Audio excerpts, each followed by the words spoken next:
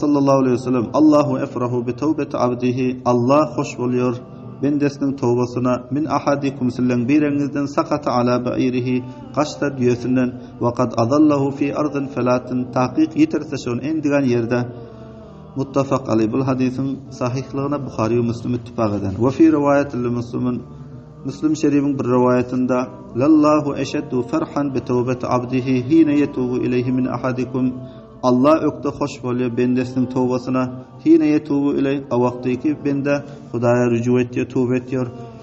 Ne rakam hoş boluyor Allah Teala bendesinin tövbesine, o vaktiki bende Hudaya tövbe etse min ahadikum sizden birinizden kana ala rahiletihi bi ardın felatin, bolsa ulağının üstünde bir susuz otsuz yerde penpeletet minhu bethqasta ulav şol adamdan yeka taşlap ulav qaşta ve aleyha ta'amuhu ve şerabuhu ve bolsa şu ulağının üstünde şu adamın yiyecek taamı ve içecek suyu bolsa fa ayta minha besnamit bolsa şol ulağdan fa ata şecereten beskelta bir daraxtın aşağına fezteca fi zilliha besiyatsa, yani rahat alsa şol daraxtın sayasında ve kad ayta min rahiletihi ve halanki tahqiq namit bolan ulağından febeynema huve kezalika iza huve biha, besnagahan şol şekilli şol ulağ şu adam bilen qaimeten indahu duran yanında baş ucunda duran fa ahaza bi khitamiha bes alıyor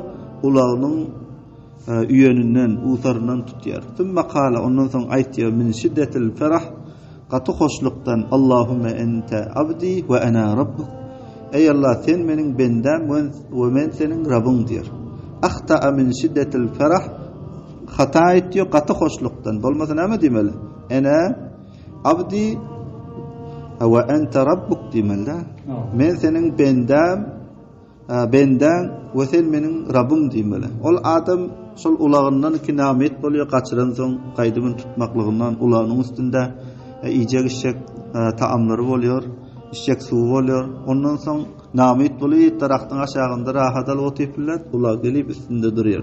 Şol adam ulağının usarından, yüyeninden tutup qatı hoşluktan aytdy Allahümme ente rabb abdi ve ana rabbuk, ey Allah sen menin bendem, men senin Rabbin diyor. Qatı hoşluktan hata gidip bolmasa aytmaly da Allahümme ente rabbi ve ana abduk, ey Allah sen menin Rabbim ve men senin benden demeli. Şopillasında qatı hoşluktan hata gidip bir adam ki ulağını yitiriyor, ulağını tutmaktan aciz oluyor, namit buluyor, şu vaktiki üstünde gelip ulaq duruyor. Kança şol adam hoş oluyor. Şu şekilde Allah Teala bir bende Hudaya rücu etse, Hudaya karşı yakin varsa, teleke işlerden el çekse Allah Teala qatı hoş boluyor bendesinin tövbesine. Şer'ine hadis betiptir, bu hadisin özü fayda veriyor şu ki Allah Subhanahu ve Taala'nın rahmeti bendelerine bir nihayet ziyadeken. Ve yine hem Allah Subhanahu ve Taala bendelerinin tövbesini kabul ediyor. Ve bendelerinin tövbesini dost görüyor eken. Hemçinin Allah Teala Kur'an-ı Azimüşşan'da aytıyor: "İnnallâhu yuhibbut tevvâbîne ve yuhibbul mutatahhirin." Beşek Allah dost görüyor tövbe etkiçileri ve dost görüyor ökte pak bolýanlary. Bu ýene bu hadisden ele gelýän faýdaşyl ki tövbe etmeklige teşvik bermek ve tövbe etmeklige teşvik ve tergib etmek. Ve ýene hem bu hadisden şirat bildirir ki kastan bir adam hata gitmese muahize bolmaýar eken. Bolmasa ol adam qatı hoşlukdan näme diýýär? Allahümme ente abdi ve ana rabbuk. Qatı hoşlukdan hata gidýär. Ey Allah sen menin bendem ve men senin Rabbin diýär. Ayet baltasıl Allahümme ente rabbi ve ana abduk. Ey Allah sen menin Rabbim, men senin benden diýmeli. Qatı hoşlukdan hata gitýär. Bir adam kastan hata gitmese muahize bolmaýar eken.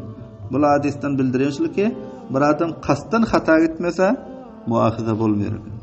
Ve yine hem bu hadisden ele gelýän faýdaşyl ki Nebi Kerim sallallahu aleyhi ve selleme uymak misal bilen talim berişlikde. Misal bilen talim berişlikde manany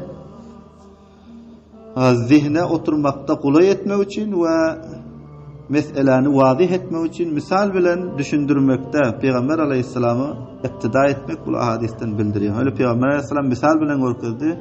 Bir adam çölde susu 30 yerde karar alsa, ulağısı yitse, ondan soň ulağını tutmaktan namit bolup bir daraktın aşağında oturup pillasında ulağı gelip üstünde dursa kança hoş var. Öyle şu misal bilen görkezdiler. Bu hadisten belli oluyor ki Nebi sallallahu aleyhi ve selleme iktida etmek, misal bilen talim verişlikte ma'na insanın zihnine tiz oturuyanak ve mesele ziyad vazih olur yani. Ve yine hem bu hadisten ele geliyor faydası ki takid için kasam içmek caiz eken, ol da ki şunda fayda maslahat bolsa.